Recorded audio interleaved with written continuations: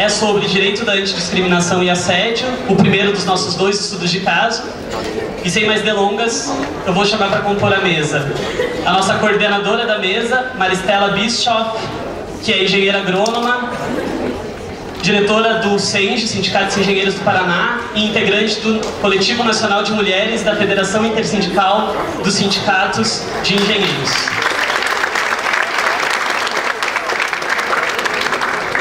Também convido para estarem aqui conosco os nossos 3 palestrantes, professor Giovanni Alves,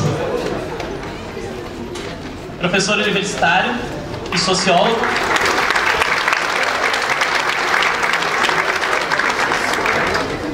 a professora Aldaci Coutinho, procuradora do Estado aposentada e professora universitária,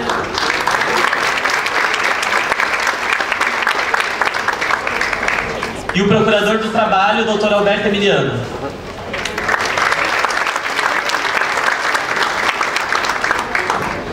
Passa a palavra à coordenadora Maristela. Boa tarde a todos e todas. Estamos dando continuidade ao nosso importante seminário, né? A gente já teve um sucesso de conteúdo, de público, então eu desejo a todos uma boa tarde. Então, primeiramente, vamos chamar aqui para a nossa primeira fala o professor Giovanni Antônio Pinto Alves. E os currículos desses 3 são bem grandes, mas eu peguei uma fala da professora já Aldaci, viver não cabe no Lattes. Então eu vou tentar fazer um resumo do Lattes aqui para vocês, senão a gente vai perder muito tempo, seria importante conhecer todo o currículo deles, mas vamos lá. Giovanni Alves, então, é professor da Unesp de Marília, livre docente em teoria sociológica, professor colaborador do programa de pós-graduação da Unesp de Marília e professor permanente de doutorado em Ciências Sociais da Unicamp, pesquisador do CNPq com Bolsa Produtividade, desenvolvendo um projeto de pesquisa intitulado Labirintos do Labor, a experiência do adoecimento laboral de jovens empregados do novo e precário mundo do trabalho no Brasil. É um dos líderes do grupo de pesquisas Estudos da Globalização, inscrito no diretório de grupos de pesquisa do CNPq e da Rede de Estudos do Trabalho. Coordena os seguintes projetos de extensão universitária: projeto de extensão Tela Crítica, voltado para a produção de material pedagógico de conteúdo sociológico, que visa discutir temas da sociedade global através da análise crítica de filmes no cinema. Entre outros projetos, Cine Trabalho, projeto Observatório Social do Trabalho também, e autor de vários livros e artigos. Ele é formado, tem doutorado na Unicamp, e com a palavra, então, o professor Giovanni Antônio Pinto Alves.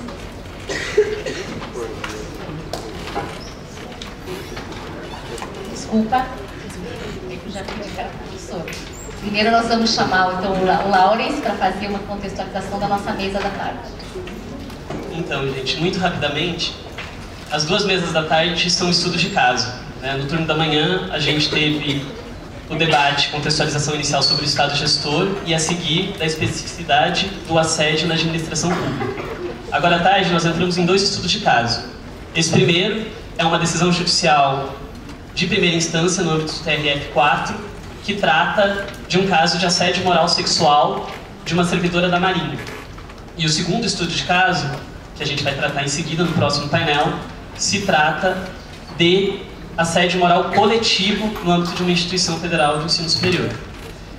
Sobre esse primeiro caso, que nos interessa aqui fazer uma breve contextualização antes de a gente passar para as falas, que vão ser 2 debatedores e um relator. Brevemente, explicando para vocês, para a gente não ficar todos os palestrantes, a gente combinou antes, retomando os fatos, só explicando para vocês o que aconteceu, em grossas linhas, né? Daí a gente aprofunda um pouco também nas falas que me seguem. Nós tínhamos uma servidora pedagoga da Marinha, no Rio Grande do Sul, que constantemente sofria práticas de discriminação, em especial a partir de apelidos e piadas, ou mesmo convites, apelidos como chuchuquinha, por parte dos servidores superiores, ou servidores não superiores, mas que eram superiores, mas não estavam no mesmo setor que ela, mas que também faziam essa mesma prática, eram 2 servidores em específico, figuraram como réus, e que em um determinado momento convidavam ela para sair, convidavam ela para fazer algumas outras coisas. Ela entendia isso como uma prática de assédio, né? Em um determinado momento também, né, obrigaram ela, ou determinaram para ela, a partir do poder disciplinar, que ela realizasse uma atividade fora do horário de serviço, e que essa atividade fora do horário de serviço deveria ser cumprida por ela pessoalmente. E ela estava com problemas pessoais, não pôde cumprir porque estava também no momento de término de casamento, alguma coisa do tipo, similar, né? E ela não pôde cumprir essa atividade, mas conseguiu outra pessoa que a fizesse e cumprisse integralmente. No dia seguinte, em que ela esteve na Marinha, os servidores receberam ela já numa postura inquisitória e a submeteram a uma espécie de interrogatório vexatório, e logo em seguida a puniram com prisão, a puniram com, por ela não ter cumprido pessoalmente a ordem, né, que seria essa a hierarquia que se exigia dela, e por ela faltar com a verdade ao não ter imediatamente dito que não cumpriria a ordem, né? Mais ou menos por aí foi o caso que aconteceu. Ela era uma servidora temporária, eles tinham a discricionariedade de recontratá-la ou não, e decidiram não contratá-la porque entenderam que ela não havia cumprido os requisitos para ser recontratada. Com base nisso, ela adoeceu, né? Já tinha problemas pessoais, isso causou também o adoecimento dela, e essa ação judicial tem como 2 parâmetros importantes. O primeiro, que é o reconhecimento da questão discriminatória no serviço público, né, a questão do machismo. Então é bastante explícita a decisão judicial em relação ao direito da antidiscriminação. E o segundo elemento, que também é bastante importante, é o reconhecimento da responsabilidade institucional da Marinha. Não é reconhecido um assédio apenas dos 2 servidores, ou dos servidores hierarquicamente superiores que a submetem à situação vexatória, mas também a Marinha foi condenada por omissão ou por não prevenir e não dar respostas a esse caso de assédio que aconteceu. Inclusive a Marinha faz a sua própria defesa junto com os servidores, dizendo que não houve caso nenhum de assédio, que estava tudo ok. E a decisão caminha no sentido contrário disso. Enfim, basicamente esse é o nosso estudo de caso que a gente vai debater aqui. Obviamente ele não é para a gente ficar falando só sobre isso, né? A gente vai ver que as falas vão ultrapassar em muito esse caso. Esse caso é um ponto de partida, um padrão de referência para a gente compreender um fenômeno, que é esse fenômeno da discriminação combinada ao assédio na administração pública. Basicamente isso, e passo ao professor Giovanni Alves. Bom, boa tarde a todos, a todas. Para mim é uma satisfação estar mais uma vez em Curitiba e quero parabenizar os organizadores deste seminário Assédio Moral 2015, pela importância de um evento, e um evento, eu diria, massivo, né? Eu estou realmente impressionado com a presença de vocês para lidar com um tema que diz respeito a algo crucial do nosso tempo, que é as novas formas de dominação do capital. E é isso que eu vou tentar elaborar algumas digressões sociológicas sobre este conceito de assédio moral, porque a partir dele nós podemos desvelar um pouco os mecanismos de dominação social. E talvez possamos também fazer uma reflexão sobre as tarefas políticas de uma intervenção social diante de um tema que eu acredito que ele deva crescer mais e mais no século XXI. Veja bem, poder, Estado, administração pública, todas essas palavras, elas remetem à violência, né? Essas palavras, elas estão imbuídas, sim, de violência. A violência é um velho diabo. Não foi o capitalismo que inventou a violência. A violência, ela representa o cerne essencial da relação capital. que é uma relação de poder. Não foi o capitalismo que inventou o capital. O capital, ele, ou a relação capital, existiu antes do capitalismo.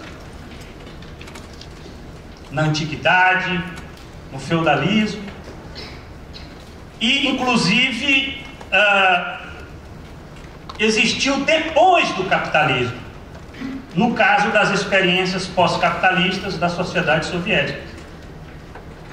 Então, o capital, ou a relação capital, tem um modo de ser. Este modo de ser é a violência.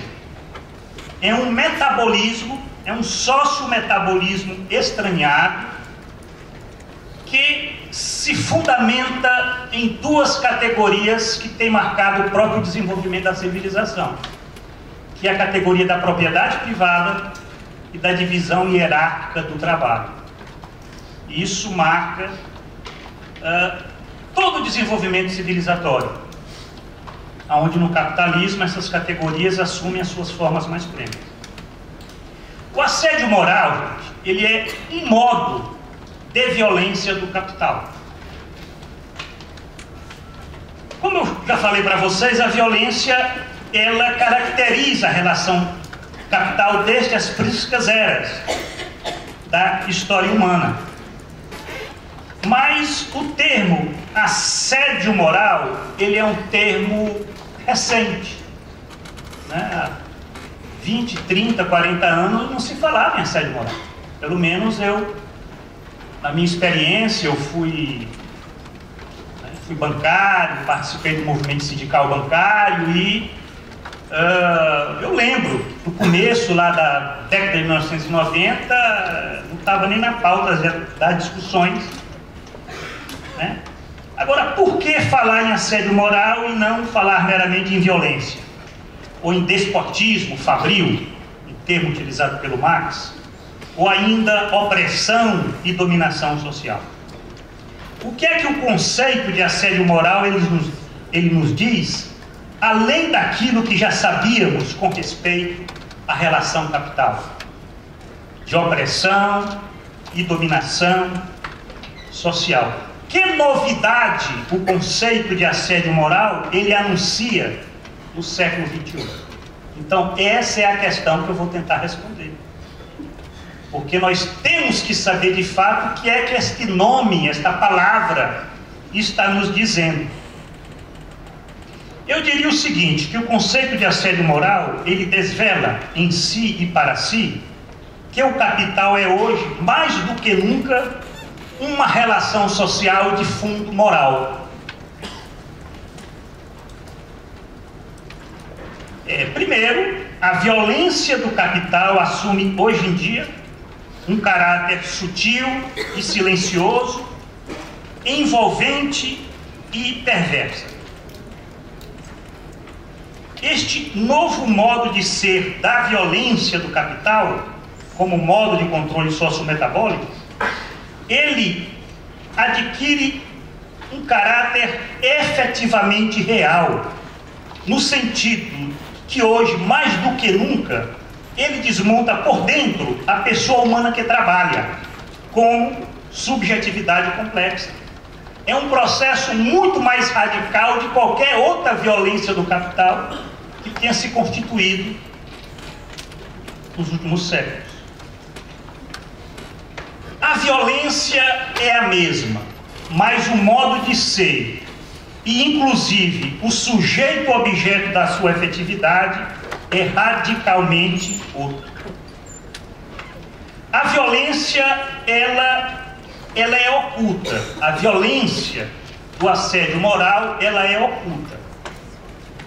Ela assume ideologicamente um caráter perverso. Quero que vocês pensem bem nestas palavras, porque ela remete a um modo de manipulação muito específica, que é o que eu chamo de manipulação reflexa, sobre um sujeito-objeto também muito específico, que é uma pessoa humana mais desenvolvida em suas relações sociais, uma personalidade humana complexa, prenhe de possibilidades de desenvolvimento omnilateral. Quer dizer, a pessoa humana do século XXI, ela não é a pessoa humana de séculos passados. Nós estamos num estágio avançado do desenvolvimento civilizatório. O capital, o Marx falava que o capital é uma contradição viva. Eu quero que vocês peguem bem essa formulação. O capital é uma contradição viva. O que é que significa? Significa que ao mesmo tempo que ele expande, ele reduz as possibilidades de desenvolvimento humano. Nós temos que lidar com essa contradição. O capital, no seu processo civilizatório, ele cria subjetividades complexas. E ao mesmo tempo, ele reduz essas subjetividades complexas a um plano de relações humanas instrumentalizadas. Olha só, essa é uma contradição candente do nosso tempo. Nós vivemos uma crise de civilização. Não é meramente uma crise do capital. É uma crise de civilização, aonde o que é que o conceito de assédio moral sinaliza? Ele sinaliza, através deste conceito, que nós, as organizações sociais, sindicatos, partidos, as lideranças, as universidades, os pesquisadores, eles estão reconhecendo, há um reconhecimento político e social da nova violência do capital no plano categorial, né? Quer dizer, é ao mesmo tempo, né, esta nova violência do capital é um velho diabo e é um demônio novo que explicita como traço orgânico da nova ordem do capital aquilo que Lukács, que é um filósofo húngaro, chamou de estranhamento, o fenômeno do estranhamento. Em que medida este conceito de assédio moral, ele explicita esta profunda contradição social dada pelo fenômeno do estranhamento?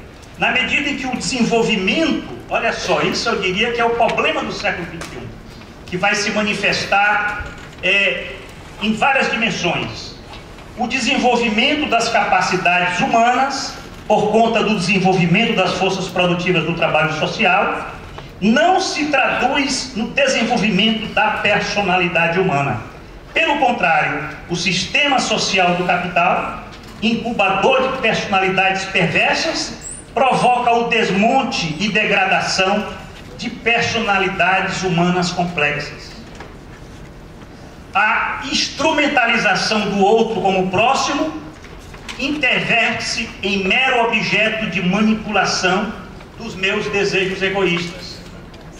Então, a vigência do assédio moral, como a nova violência do capital na vida cotidiana, ela indica, por exemplo, algo que no fins do século XVIII para começo do século XIX, era proclamado, por exemplo, pelo Marquês de Sade, a vigência de Sade, que explicitou as consequências desumanas da nova lógica do liberalismo, imbuído do individualismo possessivo, aonde o outro era meramente o meio para minha fruição perversa.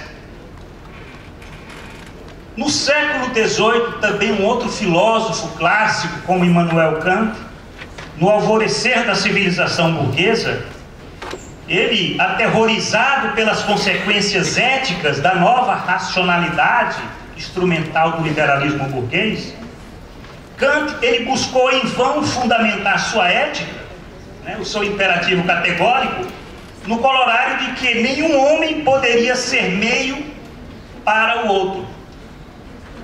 Agora, Marquês de Sade foi mais realista.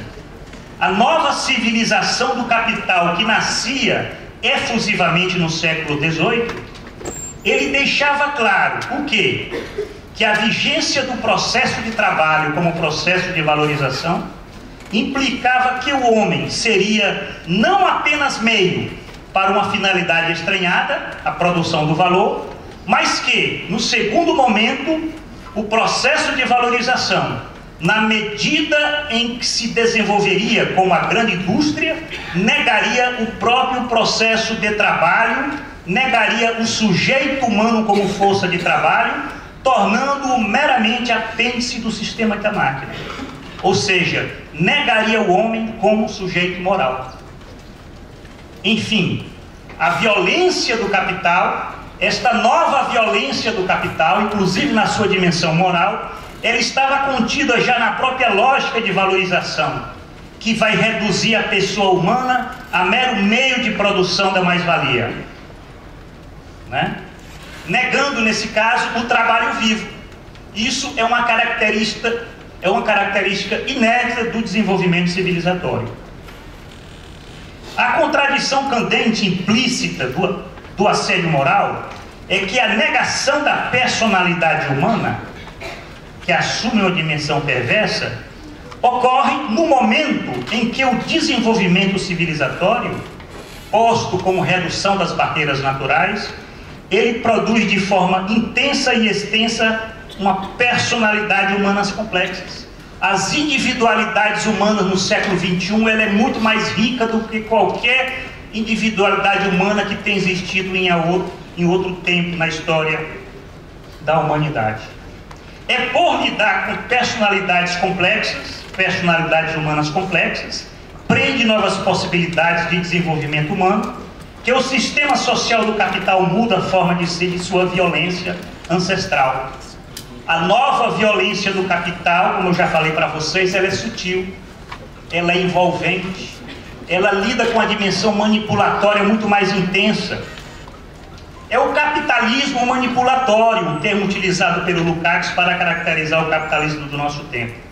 E o assédio moral emerge como uma categoria política e social, não é meramente uma categoria epidemiológica, no plano de nós estarmos lidando apenas aquilo que diz respeito, por exemplo, aos especialistas da saúde. Diz respeito, sim, a uma categoria política e social que vai indicar esta contradição radical do capitalismo global e vai dizer, como Horácio na peça de Hamlet, né, de Shakespeare, que há algo de podre no reino da Dinamarca. Portanto, personalidades humanas complexas. Como personalidades humanas complexas, nós dizemos não à violência sutil do capital e dizemos não à manipulação reflexiva. Você tem um novo campo de contradição, que aí é que tem atuado a intervenção, por exemplo, dos sindicatos, das organizações sindicais. E é um tema candente, porque é aí que se dá a grande contradição do nosso tempo. O conceito de assédio moral, que é um conceito candente, ele sinaliza que nós vivemos no tempo histórico do perverso. E essa categoria de perverso, de perversidade, ela é bem, vamos dizer, densa nas implicações que ela possa ter. Porque a perversidade, ela se torna um modo de troca orgânica entre o homem e a natureza, entendendo a natureza como os outros em si mesmo. Isso aí é interessante, que nós temos que entender, isso é um sistema de controle social. Erich Fromm, ele vai falar, por exemplo, no capitalismo necrófilo, né? Que é um outro autor que está pensando esse nosso tempo. E eu fiquei pensando que o gozo da morte, ele reverbera na perversidade explícita ou explícitas das pequenas e das grandes loucuras da nossa cotidianidade alienada. Que ela vai desde aquela cena da respiração ofegante do copiloto que, trancado na cabine, provocou a morte de 150 passageiros e tripulantes do avião da Germanwings. Há também as narrativas ficcionais de sexo e sadomasoquismo que seduzem as multidões, desde o filme do Lars von Trier, Ninfomaníaca, até o best-seller 50 Tons de Cinza, juntamente com o filme. Quer dizer, você tem de fato um sistema da perversidade reflexiva, as pessoas estão se identificando com aquilo. Na era do perverso é uma nova dimensão da irracionalidade social, que nem os autores clássicos eles tinham a pretensão de estar desvelando. As personalidades humanas complexas são dilaceradas pelas candentes contradições sociais. O que significa, e eu já estou concluindo, que o assédio moral, esse tema que nós estamos desvelando aqui através desses estudos de caso, do cotidiano, ele é apenas a ponta do iceberg. O que significa que, se nós partirmos desta ponta, nós iremos pôr em questão o próprio funcionamento dessa ordem sociometabólica do capital. E eu diria que um sindicato, uma organização que toma como mote para discutir, por exemplo, as relações de trabalho, esse tema do assédio moral, ele está pegando o começo de um fio de uma meada que ele vai acabar exatamente pondo em questão todas aquelas personas estranhadas do capital, que é o Estado, o poder e a própria administração pública, no sentido de uma administração de um Estado político do capital. Bom, gente, eu concluo por aqui e eu queria só comunicar para vocês que eu estou lançando neste evento, quem tiver interesse pode também, eu vou estar dando autógrafos, 3 livros. Um é Trabalho e Cinema, volume 4, onde eu discuto filmes para discutir o mundo do trabalho. Outro é Métodos e Técnicas de Pesquisa sobre o Mundo do Trabalho. Quer dizer, pesquisador tem que ter metodologia e dominar técnicas para investigar o que está acontecendo no trabalho. E o livro Trabalho e Neodesenvolvimentismo, que nós temos que decifrar esse enigma do neodesenvolvimentismo, sob pena de nós não sabermos de fato enfrentar essa esfinge que hoje está nos devorando, a Dilma que o diga. Obrigado pela atenção.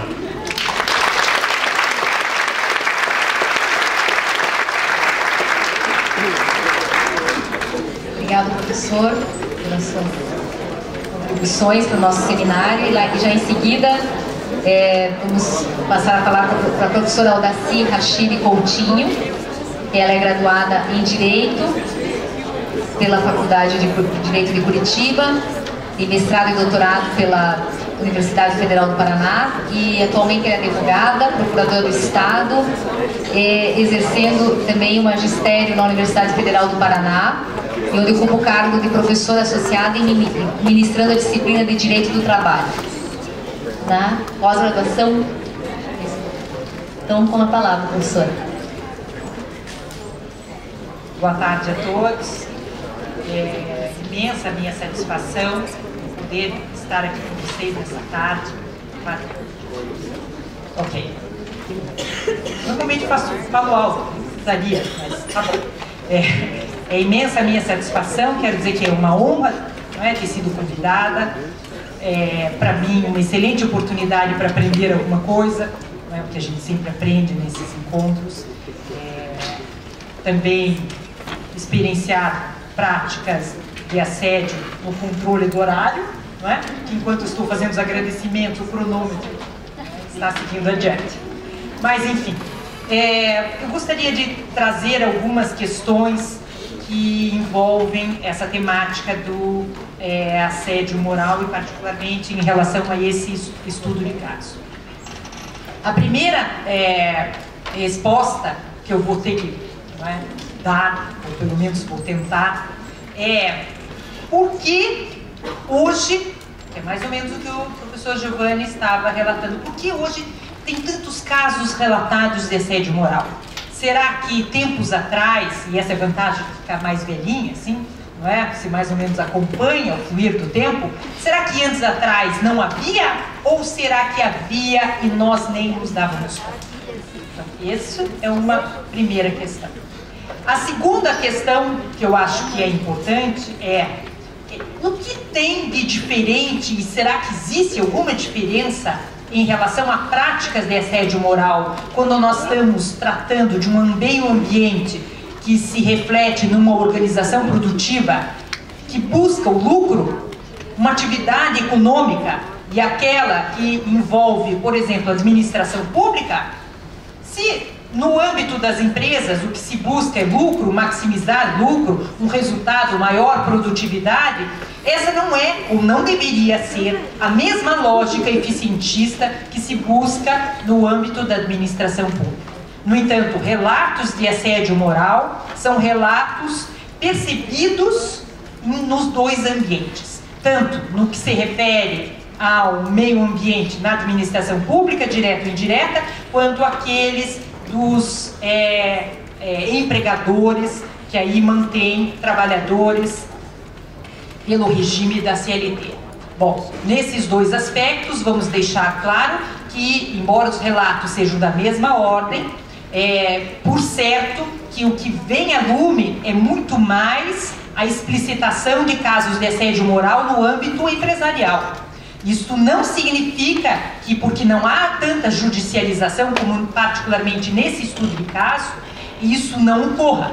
Então, às vezes, na verdade, nós estamos diante de uma outra situação, que não é uma situação que aponta para a inexistência de assédio moral, mas de uma ocultação, não é, que vai transitar por outra ordem.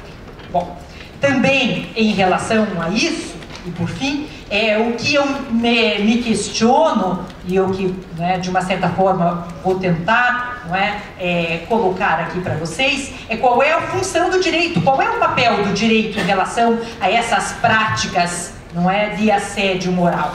Será que o direito exerce efetivamente uma função de prevenção geral e de prevenção especial? Ou seja, será que judicializar essas questões vai significar que no âmbito daquela empresa, ou de maneira geral em relação a empregadores ou em relação à administração pública, essas práticas não sejam reiteradas, não retornem no futuro? Ou eventualmente uma prevenção específica para aquele assediador, para dizer, você, não é, como houve condenação aqui, por exemplo, por responsabilidade na figura do seu empregador ou na administração pública, você, servidor público, assediador, não vai mais praticar? Além disso, tem, né, um outro recorte dentro dessa mesma pergunta, que é, bom, qual é a resposta que o direito dá em face da questão da responsabilidade, atribuir, não é, aspectos de financeirização das situações.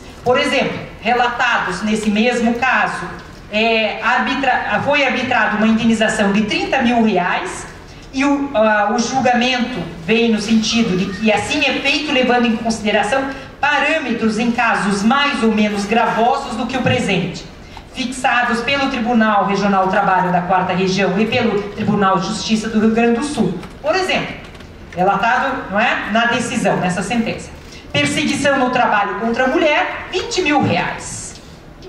Grosserias no trabalho, R$20 mil. Impedimentos de trabalho, R$8 mil. Quer dizer, como é que, para que se possa pensar se é que efetivamente o direito teria condição de estabelecer essa função de prevenção geral, prevenção especial ou específica, nós vamos parametrizar, nós vamos transformar essas questões em questões, não é, identificadas a partir de um quantum, a partir de um valor monetário. Eu mesmo vou me controlar aqui para evitar práticas de assédio. Tudo bem, não é? De qualquer forma, não é? Dizem, né, há um pré-conceito, dizem que as mulheres falam demais. Segundo o meu pai, as mulheres catarinas falam mais ainda. Não sei se é verdade, porque eu, na verdade, nasci no Paraná. Ele provavelmente já está falando, não é, de outras pessoas. Bom, né? São os prejuízos, os preconceitos. Para isso, eu gostaria, então, já inicialmente, de ponderar o seguinte: não vamos imaginar que nós vivemos no melhor dos mundos. Portanto, não vamos imaginar que as pessoas sejam todas boas, as crianças são todas inocentes, as pessoas todas, não é, conseguem conviver em sociedade aqui, estabelecendo nas suas condutas, nos seus comportamentos, atitudes que sejam em conformidade com a civilização que se busca.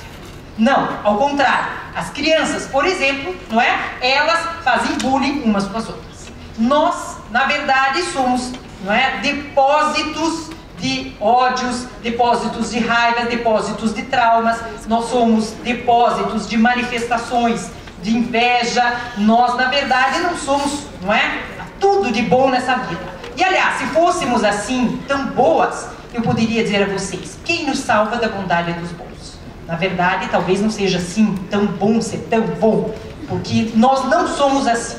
Então, essas condutas, não é, humanas, são condutas que nós, de uma forma ou de outra, através da constituição do nosso aparelho psíquico, através dos níveis de educação que nós recebemos, particularmente no âmbito, no seio da nossa família, estabelecemos pautas de limite para dizer, escute, nós todos somos diferentes, vamos aceitar a diferença, vamos respeitar a diferença, vamos aprender a conviver com a diferença.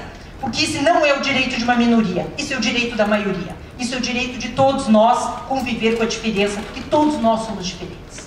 Segundo, vamos reconhecer que às vezes, não é, digamos, tratando, me desculpe, os, né, da psicologia se cometer algum erro crasso, né, mas enfim, não é, dizem os psicólogos, psicanalistas, etc., que o contrário do amor é o ódio. Não é o ódio, é a indiferença. Então, às vezes, práticas aqui, não é, de ódio, na verdade, mostram quantos problemas não resolvidos essa pessoa tem, não é, em relação, às vezes, ao próprio desejo. Pois bem, pensando em todas essas questões, e o meu tempo, não é, segue adiante, eu diria a vocês o seguinte. Primeiro, eu entendo que desde sempre, o homem, não é, realizou práticas de exploração, não só aquelas pensadas na extração da mais-valia, mas práticas de exploração do outro. Portanto, faz parte da humanidade, o que não significa que, ok, tudo bem, somos assim, vamos deixar como está. Não. Isso também não significa que o direito vai ter que não regular, ou que o direito não tenha que dar respostas, que o direito não tenha que ter padrões e que a sociedade não tenha que ter limites éticos que devem ser impostos em relação a todas as pessoas. Pois bem, mas particularmente nós vivemos uma sociedade hoje que tem alguns aspectos um pouco diferentes. E eu gostaria de fazer remissão à década, particularmente à década de 60, e lembrando uma figura que era da escola de Chicago, chamado Gary Becker, que foi um dos, né, neoliberais que à época imaginou que o sujeito, nós, todos nós, poderíamos nos constituir em capital, o capital humano. Essa foi a tese do doutorado dele, na época muito criticado, e a partir de então, aos pouquinhos, introjetado, aceito por todos nós, não é? Na sociedade, em todos os lugares do mundo, uma perspectiva que nessa relação custo-benefício, essa parametrização, ela é projetada para todas as questões das relações sociais, para toda a afetividade, que nós nos comportamos assim. Vou casar ou vou comprar uma bicicleta? Vou ter filhos agora ou vou cuidar da minha atividade profissional? Ou seja, nós pensamos, não é, dentro de determinados parâmetros, quase sempre, não é, levando em consideração benefícios, efetividade, etc. E é exatamente a partir desses comportamentos humanos que se abriu as portas para a administração pública aceitar aquilo que foi praticamente imposto no passado, e particularmente no governo do FHC, uma lógica eficientista, produtivista dentro da administração pública, principalmente naquilo que se refere a uma suposta produtividade. Não é? E assim, por exemplo, me permitem, não é, fazer uma brincadeira que os magistrados, por exemplo, não é, incorporaram práticas de uma espécie de sistema de milhagem, não sei se a Procuradoria tem, não é, para receber, não é, promoção, etc., tem que cumprir, não é, tem parâmetros, então, assim, é mais ou menos assim, um sistema meritocrata, não é, ou nós lá também temos que ter o Lattes atualizado, produzir tanto, etc., etc., como se, né, a pesquisa fosse assim uma coisa bem fácil, abre o computador, escreve qualquer coisa, publica, não é, e assim tão facilmente, a gente não precisa nem pensar. Bom, então, eu diria o seguinte, que se no âmbito do assédio moral organizacional isso é sobretudo uma relação nas empresas, no que se refere a empregados regidos pela CLT, na situação que é bastante difícil de redução desse sujeito trabalhador, enquanto força de trabalho, objeto, a serviço como elemento da produção, dentro de uma lógica capitalista que quer ter mais lucro, explorando mais e mais e mais e mais intensamente. Por outro lado, no âmbito da administração pública, isso se revela particularmente pelo trânsito do domínio do poder e, portanto, embora possa se constituir como uma espécie de assédio moral organizacional, passa sobretudo por relações pessoais no desempenho, não é, do exercício dos cargos com revelações de espaço supostamente de poder. Segundo, subordinação, sujeição ao poder existe sempre e desde sempre. E é para isso que existe o direito, porque o direito não está para quem tem poder. Quem tem poder não precisa ter direito. Agora, quem não tem poder precisa ter direito, inclusive para limitar o poder, não é, de quem já tem. Bom, aí o assédio moral organizacional, que em geral é identificado como uma opção pelo emprego da violência como uma política de gestão, acarreta supostamente um aumento de produtividade e eficiência. Só que isso é falso. Isso pode ser num primeiro momento, mas um meio ambiente de trabalho não saudável, em qualquer lugar que seja, vai, com o passar do tempo, pelas práticas particularmente de perversão, como o professor Giovanni aqui situou, acarreta não só a perda da autoestima em relação àquele sujeito, não é? Como problemas em relação ao próprio Estado, que deve dar conta aqui da saúde de todos os integrantes da população, como, não é, de uma certa forma, paulatinamente para o futuro, uma perda da própria produtividade. Eu diria o seguinte, que particularmente o assédio moral ele transita por aquilo que eu indicaria como a violência simbólica pela força. Assim, ao passo que um exercício normal do poder se manifesta pelo poder simbólico, o assédio moral se manifesta pela violência simbólica ou real. E aí, essas manifestações de violência por submissão interna nem sempre são perceptíveis. Não é perceptíveis por quem está de fora, nem sempre são perceptíveis pelo assediado. Exatamente aquele que, na lógica do capitalismo atual, não é, assume a culpa de não ser produtivo, a culpa de não dar conta de todas essas expectativas. Pois bem, essas pessoas, em geral, se sentem intimidadas e o assediador, às vezes, atua no silêncio. Grande parte das vezes, então, assumidas como uma contingência, uma lógica, uma necessidade, não é, de um modelo próprio de gestão de pessoas. Ou então, não é, como eu disse, são introjetadas via culpa. Parece, portanto, aqui, não é, que isso é a projeção de uma das características da sociedade ocidental. Ao contrário da sociedade oriental que pauta a conduta pela vergonha, a nossa pauta a conduta, não é, e a constituição do sujeito pela culpa. E aí, esses aspectos da cultura contemporânea são particularmente propícios a essas manifestações de violência simbólica. Minha culpa, minha máxima culpa, e eu é que não estou conseguindo sair desta relação e sou então assediada. As mulheres é pela roupa que usam, não é? Se sentem culpadas pela beleza, por serem mulheres, e etc, etc, etc. Então, não é? Isso se dá exatamente nos marcos, não é, dessa sociedade, não é, pela culpa. Olha, estou preocupada para não sofrer, não é, tipo de, não é, punição.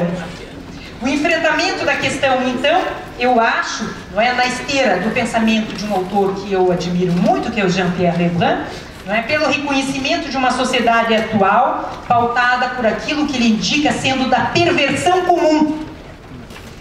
E tem, né, como esse marco teórico desse psicanalista, o reconhecimento de que essa perversão se dá no âmbito da perversão narcísica, por uma violência simbólica. Eu não estou querendo generalizar, nem dizer que todas as práticas de assédio moral se dão dentro dessa perspectiva. Mas, em geral, sim. O que seria a perversão? A incapacidade de considerar os outros indivíduos como seres humanos. Os trabalhadores, portanto, assim para o capital como para a própria organização da administração pública, seriam apenas um meio, como ponderou, não é, o professor Giovanni, para se atingir determinado fim. O que interessa é o fim. As pessoas são só, não é, o meio. Dentro dessa racionalidade econômica da eficiência, tanto no âmbito das empresas quanto no âmbito da administração pública, isso que domina a racionalidade atual. Alguns traços o Lebrun aponta para a sociedade, que ele diz que é uma sociedade sem limites, uma sociedade em que falta, não é, ou há uma deficiência do exercício da função paterna. Por exemplo, o fracasso não tem mais direito de cidadania, porque todos buscam e somente aceitam o sucesso. Não há espaço para perdedores, não há espaço para erros.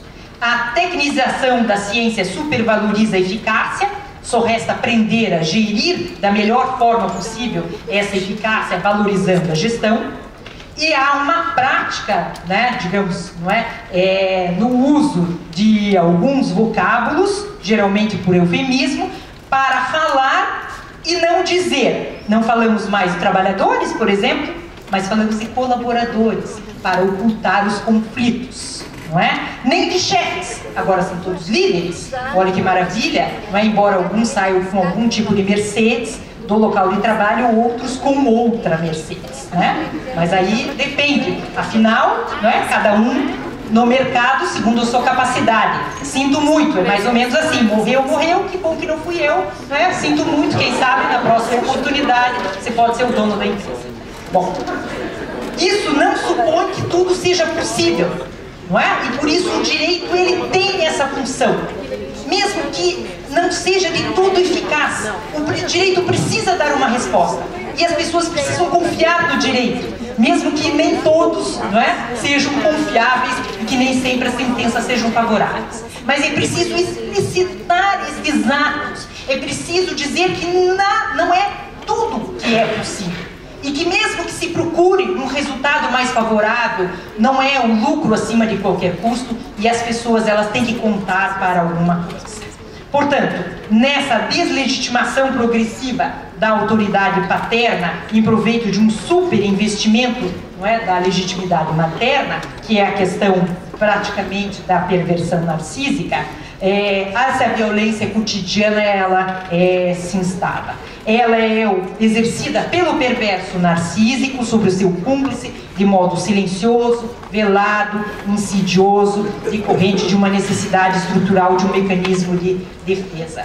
Assim, essa perversão narcísica, não é? Não é? Faz com que o outro só conte para alimentar o ego do assediador.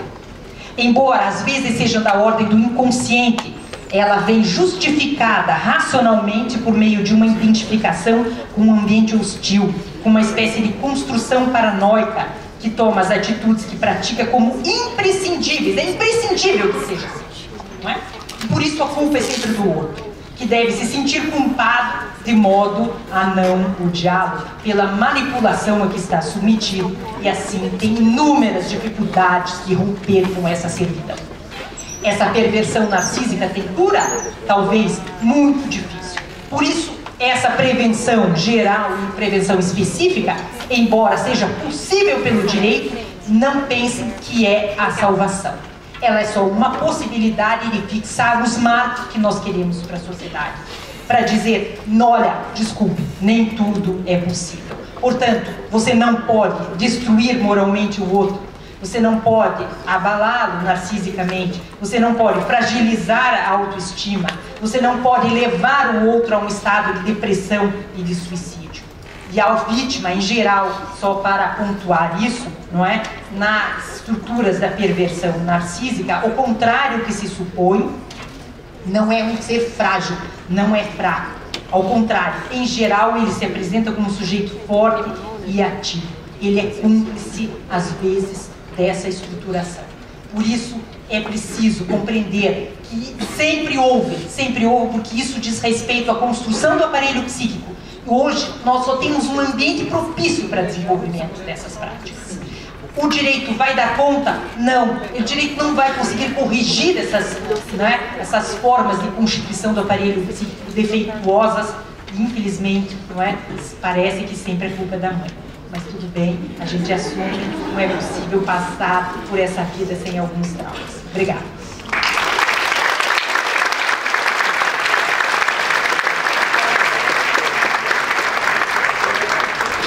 obrigada, professora Aldaci.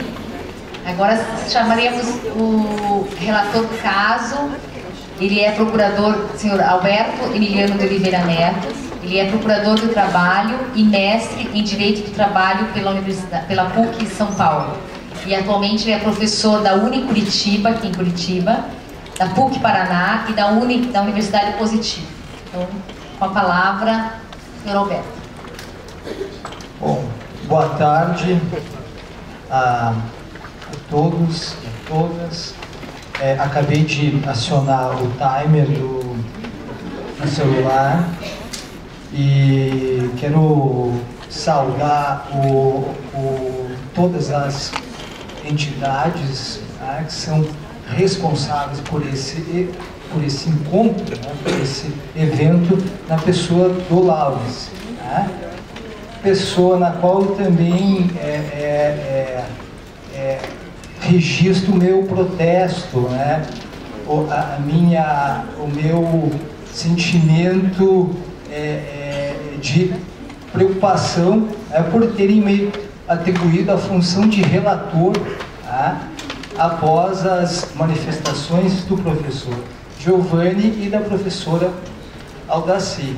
Eu não sei se você sabe, mas a professora, com essa carinha de jovem, né, ela é minha fonte de pesquisa desde os tempos de concurso público, né?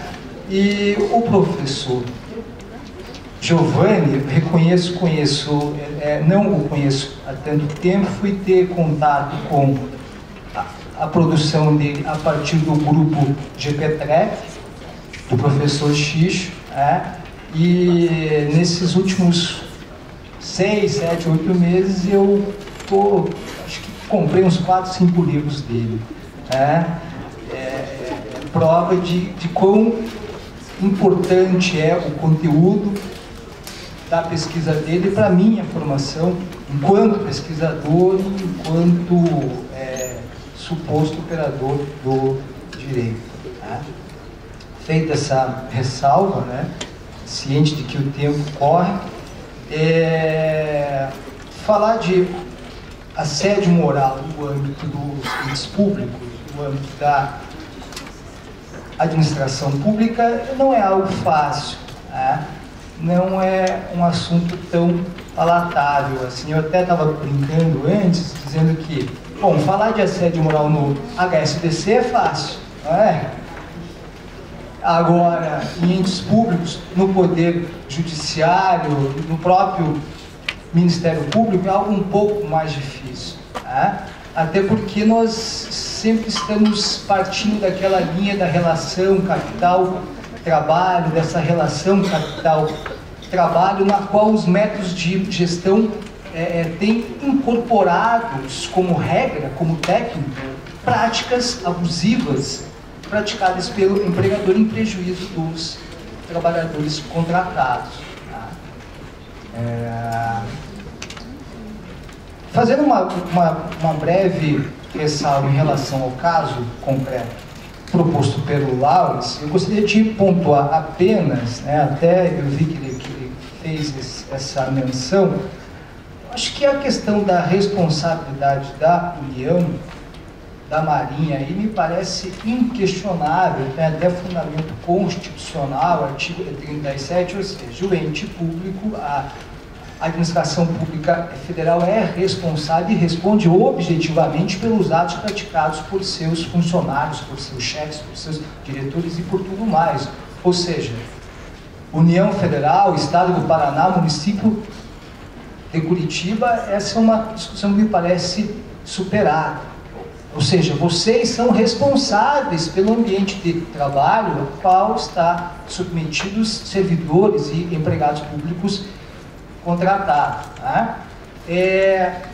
Quanto à responsabilização dos ofensores, né? Ou seja, dos chefes, dos gestores que deram causa ao dano que acometeu a autora dessa ação, essa é uma questão de processo. Eventualmente pode-se discutir se seria o caso de um litisconsórcio, de se discutir essa responsabilização na mesma ação, ou numa outra ação, ou até a hipótese de uma ação regressiva, certamente esse não é um tema próprio para se tratar nessa tarde, né? Até por conta do nosso tempo curto. Mas o que eu gostaria de trazer aqui, sempre partindo, né, sempre relatando, indo a partir do que foi dito pelo professor Giovanni e pela professora Aldaci, é que, de fato, o assédio moral, as práticas abusivas, elas ocorrem no âmbito da administração pública. Não dá para querer achar que por conta de não haver uma relação capital-trabalho, ou seja, uma relação em que de um lado você tem o capitalista, aquele que dirige a produção e assume os riscos da atividade, e do outro lado você tem aquele que, por não ter nada, ter na venda da força de trabalho a única forma de sobreviver, em que pese nós não tenhamos essa relação no âmbito da administração pública, lá também ocorrem práticas abusivas. Lá também ocorre o assédio moral, o assédio sexual, e toda e qualquer conduta perversa que possa ser atribuída ao diretor, ao chefe, ao presidente daquela empresa.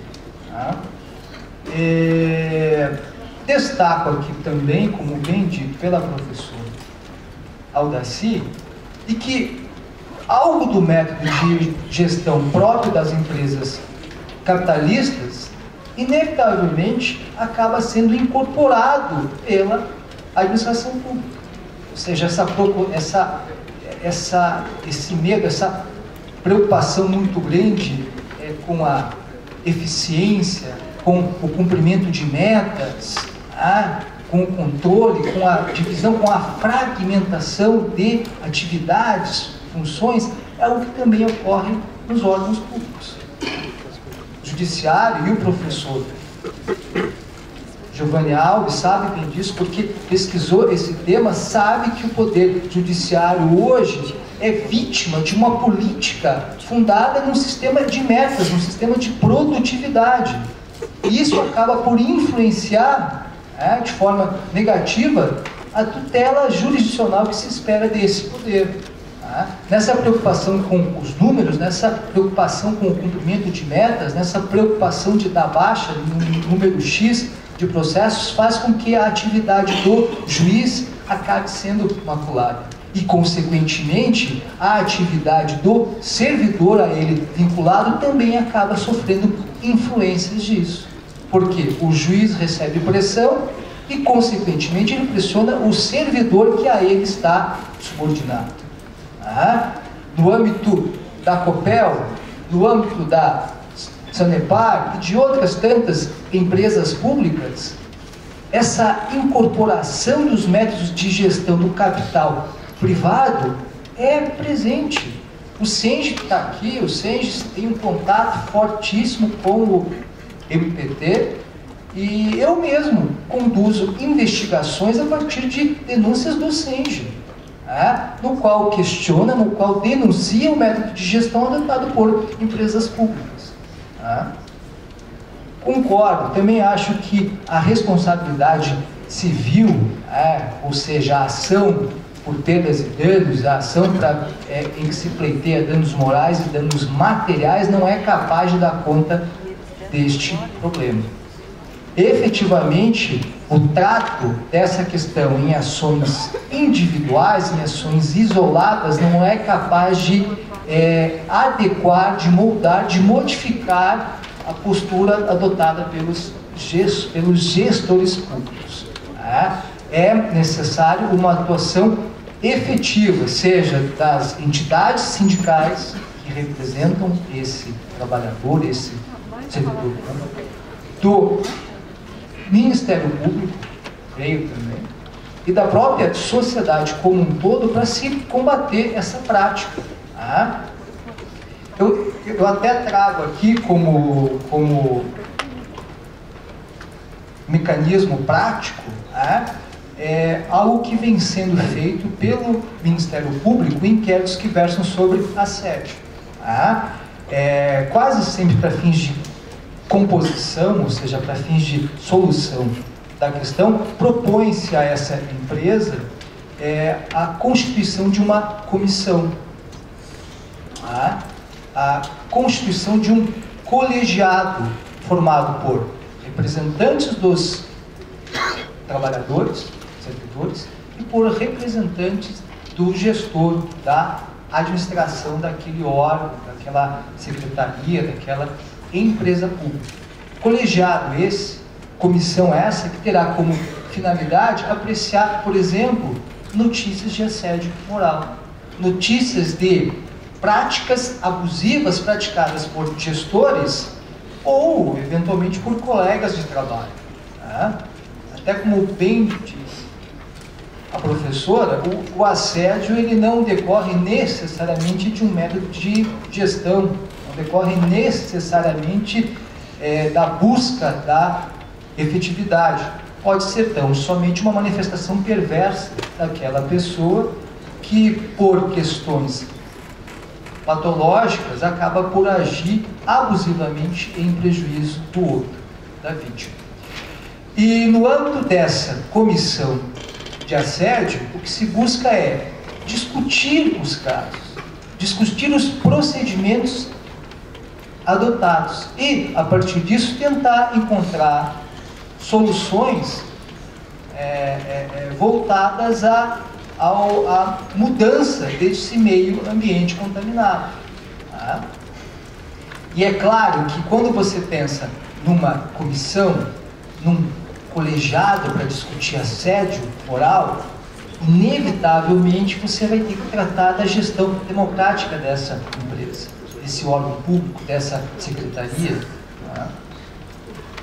Porque se dá análise de casos pontuais de assédio, apura-se determinada prática abusiva, determinada prática que atenta contra direitos fundamentais, inevitavelmente o parecer desta comissão acaba por interferir na gestão daquela empresa. Que para que ela acate, para que ela aceite essa proposta, essa gestão terá que ser fundada em preceitos democráticos, o que, como todos sabem, nem sempre é possível. Tá?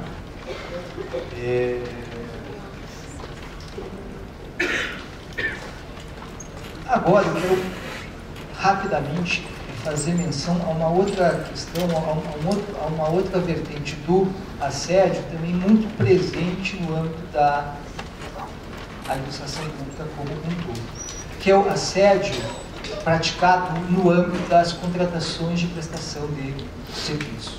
Ou seja, é o assédio praticado no âmbito da terceirização, que, como todos sabem, está impregnada no âmbito da administração pública. E, infelizmente, o MPT não foge dessa regra.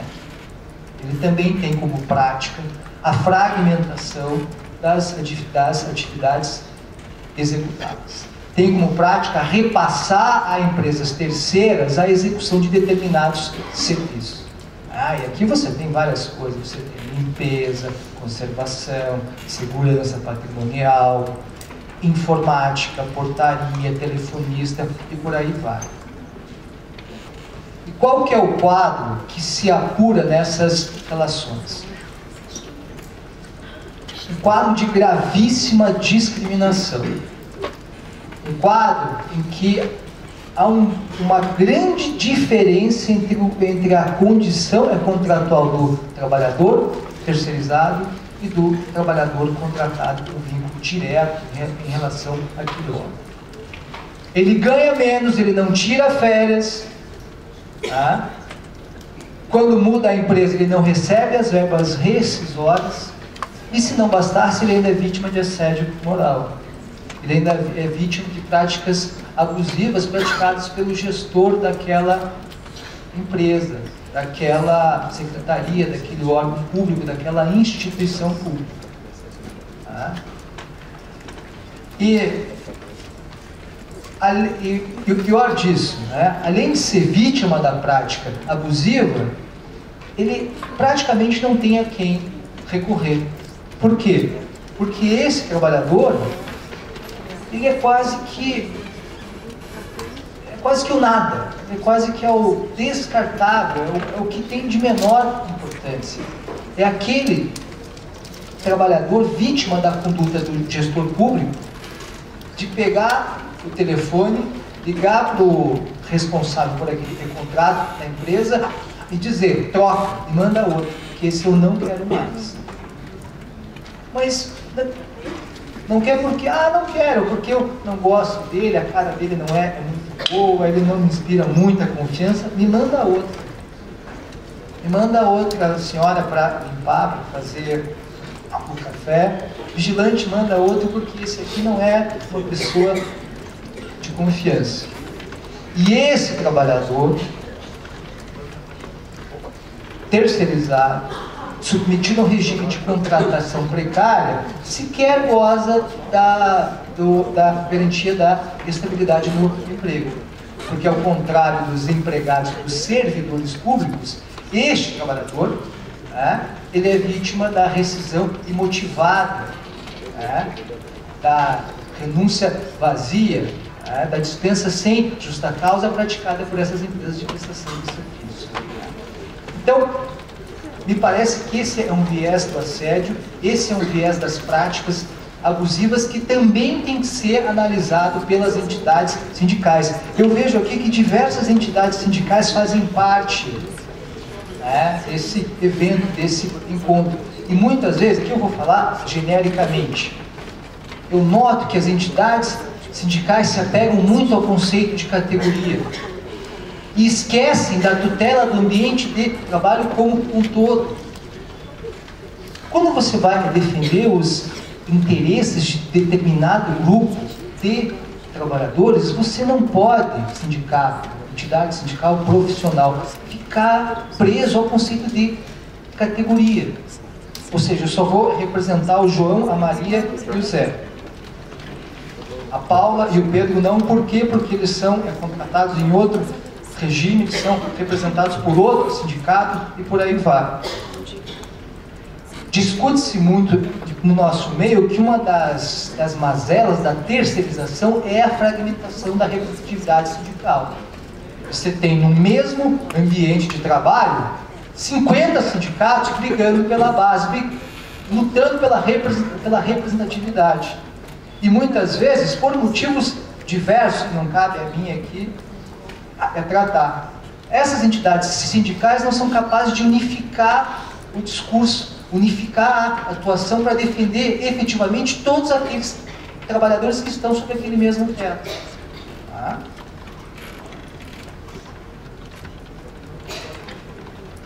E não tenham dúvida que se os sindicatos profissionais não se unirem, e quando eu digo união, é preterir esse conceito de categoria. Enquanto eles não se unirem para combater essas práticas, para combater o abuso praticado pelo empregador, nós vamos ter mantido esse quadro vigente, no qual algumas vítimas, ou seja, uma a cada 100, uma a cada 1000, resolve buscar junto ao Poder Judiciário a tutela do seu caso individual. Então ela vai lá, ela entra com a ação, ela quase sempre, ou em muitas vezes, obtém a devida tutela jurisdicional, mediante a condenação do ente público pelo ato praticado, mas a situação continua a mesma. Os colegas de trabalho que ficaram lá continuam sendo vítimas das mesmas práticas abusivas, das mesmas práticas discriminatórias. E aqui eu faço um apelo às entidades sindicais. Vocês precisam se unir para combater de frente esse mal. Tá? Por último, eu gostaria de fazer uma breve notícia aqui, ou um breve reconhecimento à atuação da APP Sindicato. Tá? Eu estudo esse tema da atuação sindical há muito tempo. Inclusive o meu mestrado foi nesta linha. E quase sempre quase todos os casos, eu noto que o sentimento da sociedade em relação à atuação sindical é quase sempre negativo. A sociedade como um todo, e aqui todo mundo, elite branca não, né? Todo mundo tende a achar que a atuação sindical é negativa. Não há um reconhecimento por parte das pessoas da importância da atuação, da representatividade sindical. Entretanto, fiquei muito contente, né, quando é dessa atuação da APP Sindicato, né, na defesa dos trabalhadores que integram a categoria nesses últimos meses, contou com um apoio maciço de toda a população paranaense. Não só do Estado, como do mundo inteiro. Né? Pessoas do mundo inteiro comentavam isso. E até eu brinco, assim, um dos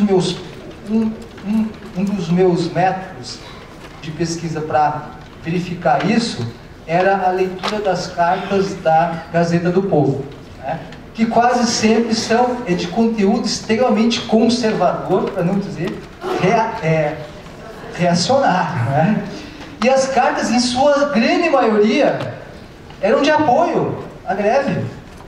Isso é algo que eu achei impressionante, ou seja, todos os dias você tinha lá greve 1, greve 2, greve 3, greve 4, e por semanas, assim, né? Manifestações, acredito, espontâneas, né? Defendendo o movimento dos professores em busca de uma melhor condição para a categoria. Bom, o meu tempo está esgotado, e para que não seja vítima de assédio por parte do Lauro, se encerra por aqui. Obrigado.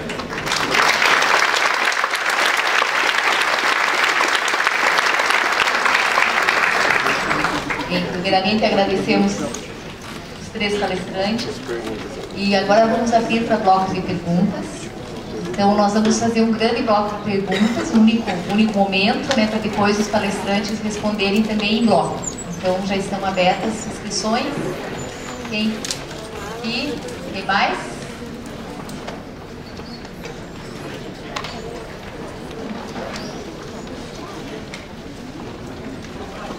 Boa tarde, Ademir, do Sindicato dos Bancários de Curitiba.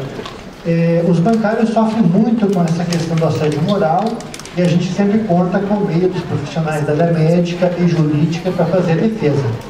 Então, eu gostaria de perguntar para a mesa quais são os determinantes que colaboram para que os gestores e os chefes ultrapassem os limites legais e comecem a cometer as práticas de assédio sexual, da assédio moral, na forma de cobrar como que o serviço deve ser executado, a cobrança de metas.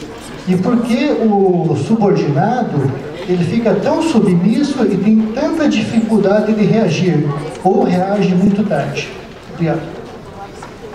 Eu sou Márcia, da Universidade Federal do Paraná, servidora técnica administrativa, e eu só queria que a mesa fizesse uma consideração, porque a maioria das falas ouvidas hoje, até no período da manhã, como agora, como eu senti como se o assédio moral perante o judiciário, perante as nossas normas, fossem vistas assim mais como de chefe para o subordinado, de gestor, mais referente à subordinação e mais referente a poder mesmo. Você tem poder sobre ele.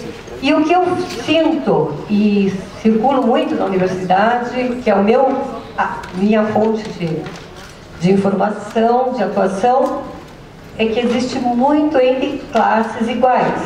Então, eu gostaria que vocês dissessem como é visto esse tipo de assédio na horizontal, certo? E tanto é na inversa também, que eu sempre considerei o assédio como uma mão dupla. Tanto ocorre de chefe para o subordinado, como vice-versa. Eu gostaria que vocês fizessem uma colocação nesse sentido.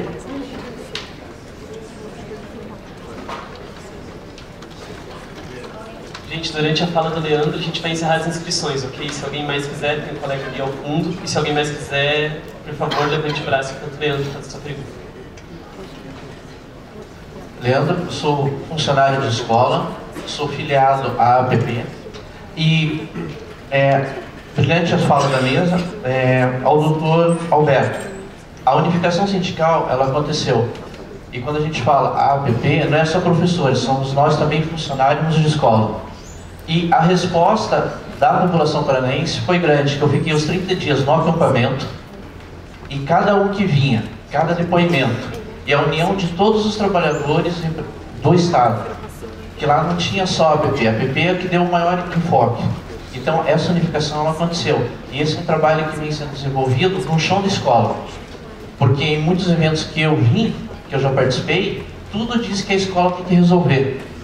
Só que o secretariamento que nós estamos dentro das escolas, esse assédio, ele é geral, principalmente via governo.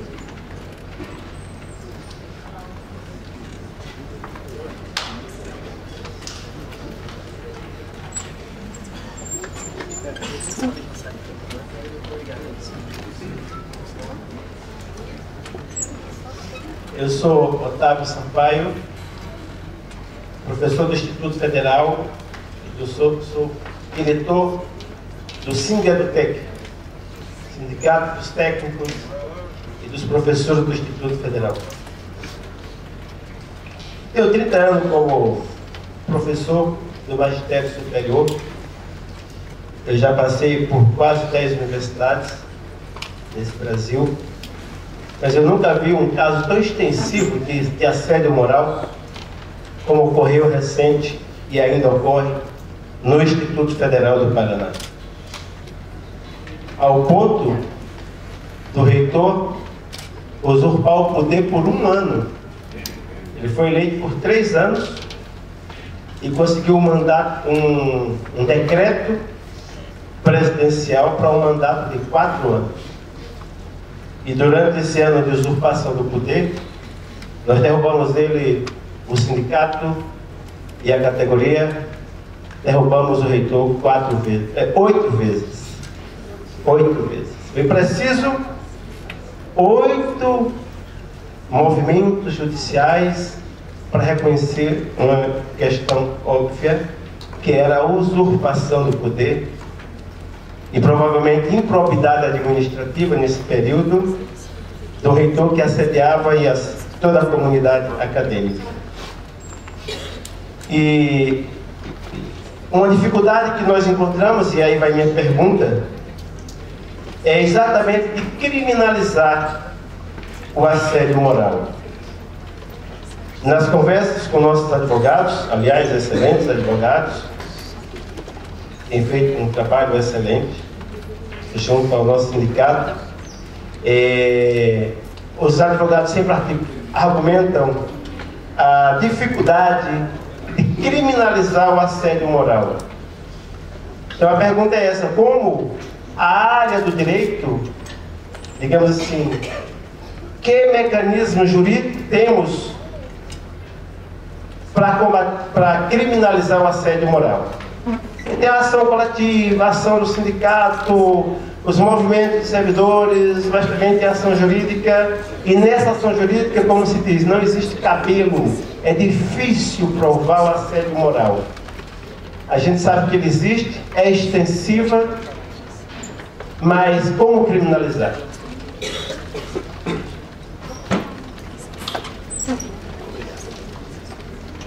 Pessoal, então não tendo mais uma. Vamos pedir, então, é a última inscrita.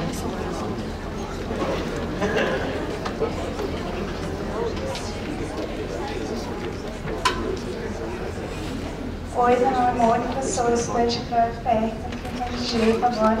Talvez minha pergunta fique um pouco confusa, porque eu acho que foi muita informação assim para digerir agora. Mas, enfim, o professor Giovanni comentou sobre a dicotomia da propriedade privada e da divisão hierárquica do trabalho como fruto desse sócio-protagonismo industrial do capital. Daí a minha pergunta seria se o assédio surgiria desse fluxo de poder criado durante essa divisão hierárquica, se ele vem justamente dessa divisão, e também qual seria a relação com outras formas de violência, com, por exemplo, as formas perpetradas durante a opressão, sei lá, de gênero, ou raça, ou sexualidade, ou coisa mais. É isso, obrigada. Obrigada, pessoal. Eu passo a palavra, então, agora ao professor Giovanni. Bom, gente, eu começaria colocando uma questão que eu acredito que foi fundamental e é muito pouco discutida quando se fala do assédio moral na administração pública, que é discutir a natureza do Estado brasileiro. Eu diria que nós temos que entender que o Estado político, o Estado, ele é uma persona do capital, né? Então, isso significa que ele está perpassado, sim, pela relação capital-trabalho. Quando ele incorpora métodos de gestão do capital privado, ele apenas está desvelando algo que é intrínseco a si, que é ser uma persona do capital como sistema de controle estranhado do metabolismo social. Não tem a natureza do Estado, o Estado capitalista. Então a primeira coisa é não vamos nos iludir, achar porque somos trabalhadores públicos, nós estamos fora desta relação de dominação social. É uma relação de dominação social, agora muito mais intransparente, porque ela é perpassada pela a ideologia do Estado como estando acima, inclusive das classes sociais. Então isso aí, eu diria que primeiro tem que fazer a crítica desse fetichismo do Estado. O movimento sindical dos trabalhadores públicos tem que fazer a crítica do fetichismo do Estado. E aliás, o Estado, estava até comentando, ele é um campo de exploração, eu boto entre aspas porque na verdade não produz valor, mas você tem sim a reverberação da exploração do capital. Ele é um campo de exploração muito complexo, porque ele tem uma características que, por exemplo, no capital privado você não tem, que é a questão do corporativismo. O Estado, que saía desde as suas origens ancestrais, ele é dividido, ele é fragmentário. Basta ver como é que se estrutura hoje o associativismo na administração pública. Cada setorzinho lá tem a sua associação, tem o seu sindicato. Eu digo no próprio judiciário, né? Os trabalhadores do judiciário têm trabalhadores de oficial de justiça, trabalhadores de técnico judiciário, né? Você tem sindicatos para cada uma dessas. Quer dizer, você tem uma tremenda fragmentação que facilita a dominação do capital na sua instância pública. Então, são desafios. A miséria do corporativismo ele é muito grande na esfera do sindicalismo público. Tem que se combater esse corporativismo, eu concordo com o Roberto, tem que buscar unificar as ações. Deveria ter um Congresso Nacional de Trabalhadores Públicos desse país, onde não apenas na instância federal, mas estadual e municipal, porque aí é uma outra flora e fauna, é uma floresta amazônica de fragmentação, agora todos interligados pela mesma lógica do orçamento público devasado pelo capital financeiro. E as pessoas não veem que o grande patrão é um só, é o capital financeiro que está sugando o orçamento público da União, do Estado e dos municípios, impedindo inclusive as demandas, o atendimento das demandas. Você não tem uma pauta política, você tem uma pauta corporativa, reivindicativa, aonde inclusive dos professores. Não estou falando que, se você for ver toda a direção da Associação Nacional dos Professores de Ensino Superior, só porque são professores de ensino superior, eles estão corporativistas sim, certo? Não consegue unificar, porque você tem uma materialidade corporativa ligada à própria instância dessa persona do capital, que é o Estado político. Então eu diria que é muito difícil o sindicalismo público, não é fácil fazer sindicalismo público. Eu diria que a gente tem que colocar quem está na direção, quem é dirigente sindical do movimento do sindicalismo público, de fato, tem que ter essa tarefa de estar buscando lidar com uma cultura corporativista muito mais forte. Outra coisa, a natureza do Estado brasileiro. É um Estado que tem uma origem de um capitalismo colonial, escravista, dependente, hipertardio. Toda essa miséria é a miséria brasileira, né? De um país que nós estamos reverberando coisas agora, basta ver essa crise que nós estamos passando, né? É um país que não conseguiu resolver questões ainda do século XIX, e nós estamos já no século XXI e estamos lidando com essa intransparência de um Estado que ele é incapaz de se democratizar. Eu acho que outra palavra que não se falou aqui. Se falou em capital, se falou em todas essas questões, mas não se falou a palavra que eu diria que deveria ser a verdadeira pauta radical da sociedade brasileira, dos movimentos, né, sociais, sindicais, a democratização das instâncias de poder, né, desse país. A democratização que vai desde o local de trabalho até as instâncias lá dos poderes da República. Nós perdemos essa pauta, achamos que derrotamos a ditadura, beleza, estamos na democracia. Né? Quando a coisa não, pelo contrário, nós estamos vivendo uma reação conservadora, que se nós formos verificar, nós temos uma tremenda alienação entre os poderes da República e a sociedade civil.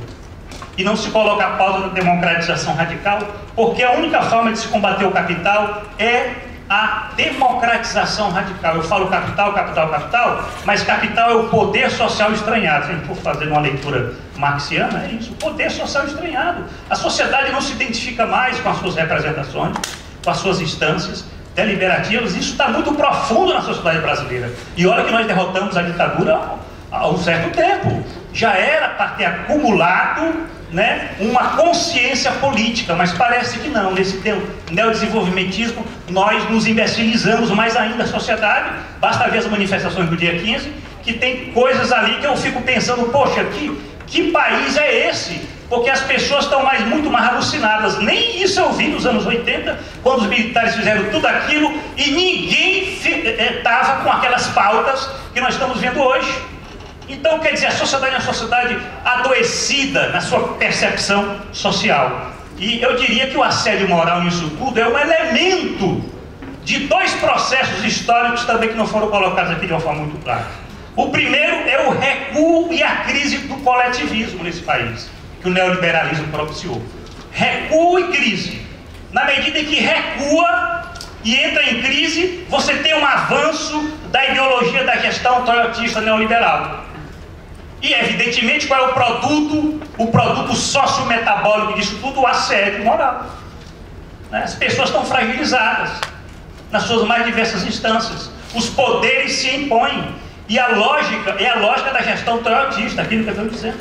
Que ela perpassa desde a Mercedes-Benz, Ford, Volkswagen, Walmart, até qualquer setorzinho da administração pública. É a mesma lógica operacional. Eu tenho dito isso, eu pesquiso o judiciário e diz, olha, você tem o quê? Você tem a mesma lógica que administra a Volkswagen, o Walmart, a General Motors, administra as universidades e administra o Poder Judiciário e administra a administração pública. É a mesma lógica. Cadê os sindicatos para fazer um movimento coletivo de todos os trabalhadores públicos para questionar essa lógica intrínseca do método de gestão privada, né, que é da fábrica, que está dentro da administração pública? Você não tem um movimento unificado para ter uma percepção disso. Nós ficamos só nas sombras, né? Aquela figura lá do Platão, nós estamos apenas combatendo a sombra, nós não estamos, né? Então você tem uma dificuldade política, e eu diria que a crise da sociedade brasileira é uma crise política. Então, eu diria o seguinte, eu acho que a questão de criminalizar o assédio moral, certo? Tudo bem, mas vamos fazer a revolução pelo direito? Eu não acredito nisso, certo?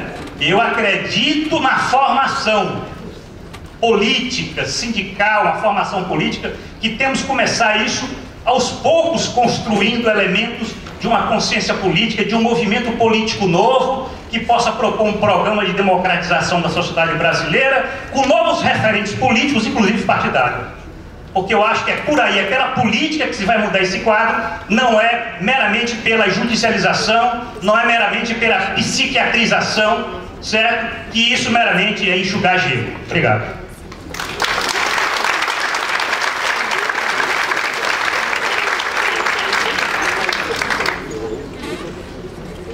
Bom, algumas considerações.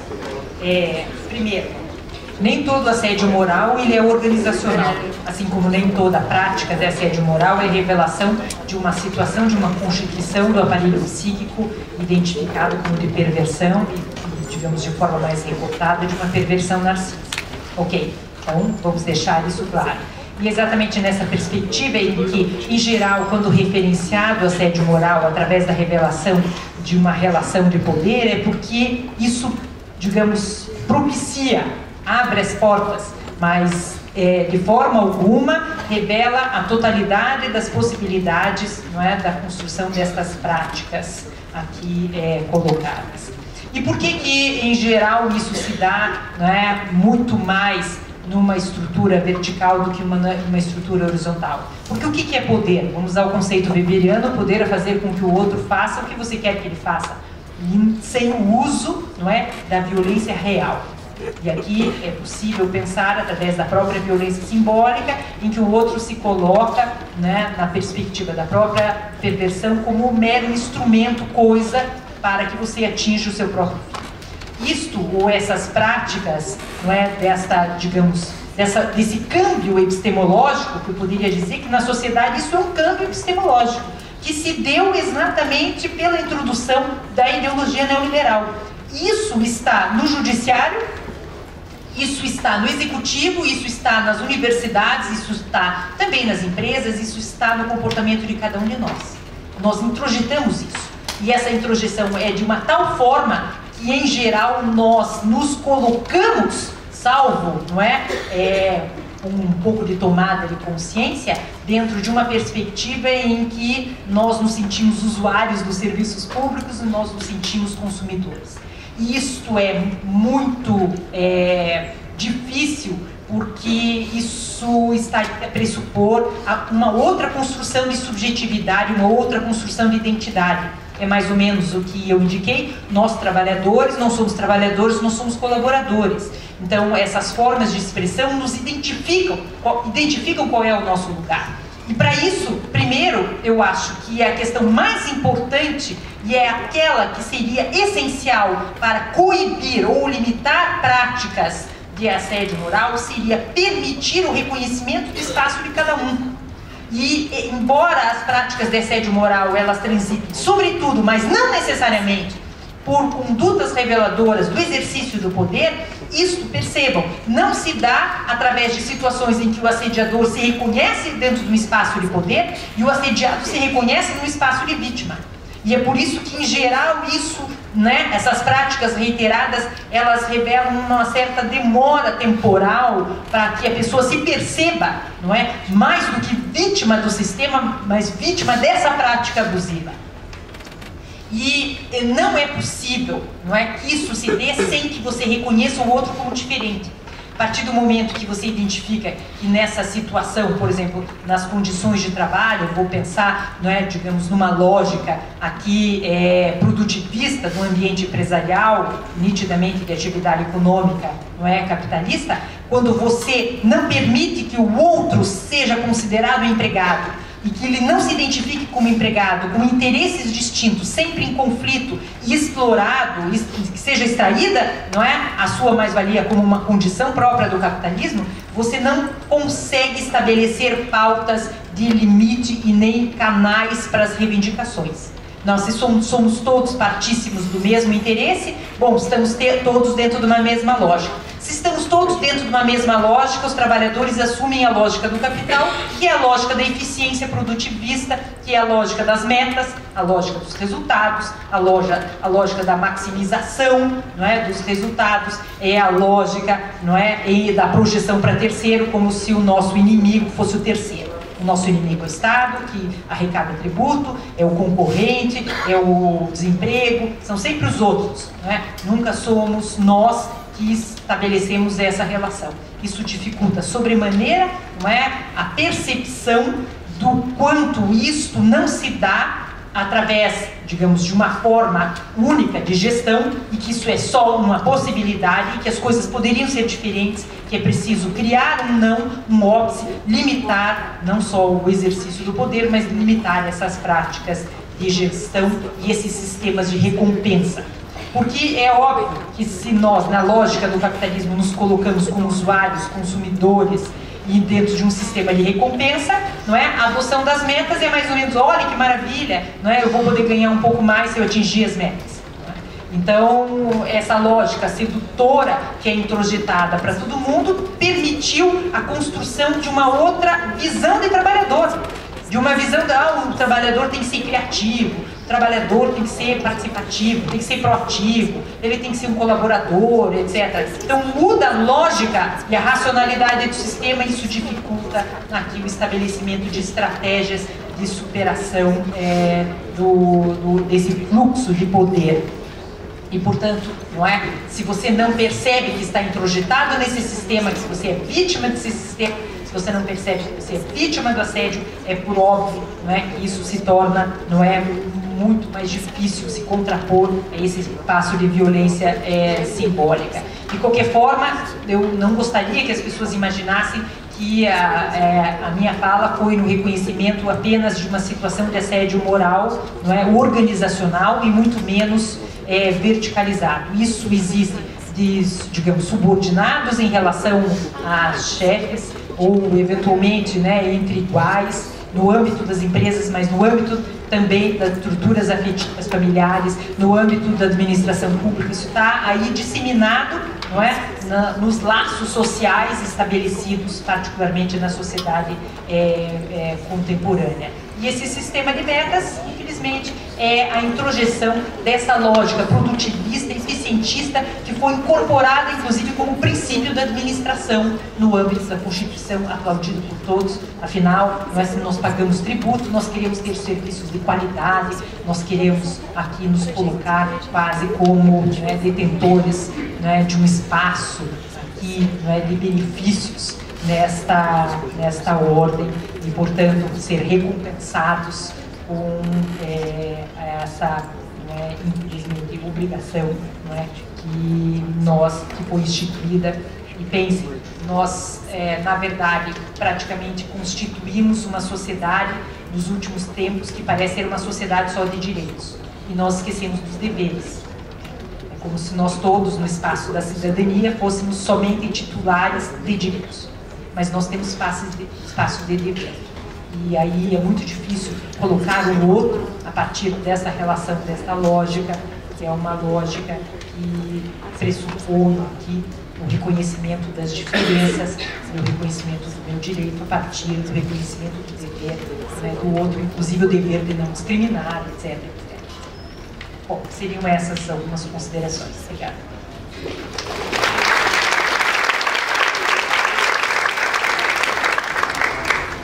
Bom, rapidamente, eu creio que todos estão ansiosos pelo intervalo, a pausa. Quanto ao assédio moral no segmento bancário, de fato, no início da minha fala eu já deixei registrado assim, que assédio moral e sistema financeiro são irmãos siameses, andam juntos, né? Faz parte da rotina das instituições bancárias a prática do assédio moral. Em relação aos bancos, eu destaco uma questão pontual, que é a atuação do dirigente sindical, né, que integra essa categoria. Né. Muitas vezes nós nos deparamos com a crítica de que dirigentes sindicais se perpetuam no poder. Né. De fato, a ausência de democracia nas entidades sindicais é algo que ocorre em alguns casos. Entretanto, devo fazer a seguinte ressalva. A atividade de dirigente sindical é um caminho que não tem volta. Quando o trabalhador ingressa nesse mundo, praticamente ele ganha um carimbo na testa, o qual ele está fadado a ser vítima de práticas discriminatórias durante toda a sua vida contratual trabalhista. inevitavelmente aquele trabalhador que ousou a exercer o direito da liberdade sindical, integrando a diretoria de determinada entidade sindical, será vítima do assédio, do abuso praticado pelo empregador. Ele terá dificuldades em crescer na carreira, ele terá dificuldades em conseguir uma melhor condição, seja na mesma empresa, seja em outras empresas do mesmo segmento econômico. Ou seja, quando eu digo que se trata de um caminho que não tem volta, ele já vê que já está perdido mesmo, e sabe que a estabilidade provisória é provisória e por conta disso pode acabar a qualquer instante, ele opta por se perpetuar na atividade sindical para manter o mínimo de dignidade em que pese da estimação que ocorre em relação a ele. Com relação aos níveis do assédio, a professora disse muito bem, ou seja, ele é horizontal, para vertical, para cima, para baixo e tudo mais. Destaco apenas que o empregador, ainda que vítima do assédio praticado pelos empregados, ele tem instrumentos para se defender, né? Ou seja, o poder diretivo, o poder punitivo permite com que ele ataque as práticas assediosas supostamente praticadas pelo empregado, coisa que os trabalhadores não têm. Ainda com relação à criminalização do assédio, veja, eu sou procurador do trabalho, não é muito minha praia, mas ainda assim eu me permito provocar. Não me parece que a criminalização seja a estratégia mais adequada, né? Eu sei que todos aqui estão contaminados por conta desses tempos de lava-jato e tudo mais, e acham que o direito penal é a panaceia para todas as coisas. Não é, efetivamente não é. Eu quero ver o que vai dar essas ações penais daqui 5, 10 anos, entendeu? Então, sem críticas à atuação dos colegas do MPF, da própria magistratura federal, mas não me parece que a responsabilização criminal seja a solução para exterminar o assédio moral. Cito como exemplo a criminalização do trabalho escravo, cujo tipo penal é de tão complexo que acaba por dificultar extremamente uma condenação criminal. Fico pensando aqui o nosso Congresso Nacional extremamente conservador, tipificando a figura do assédio moral. Prefiro que não faça. Deixa que a gente tipifique, deixa que a gente controle no âmbito civil, no âmbito administrativo e não no âmbito criminal. Tá? Acho que isso. Não sei se eu esqueci qualquer coisa. Agradeço a todos e até o próximo. Obrigado.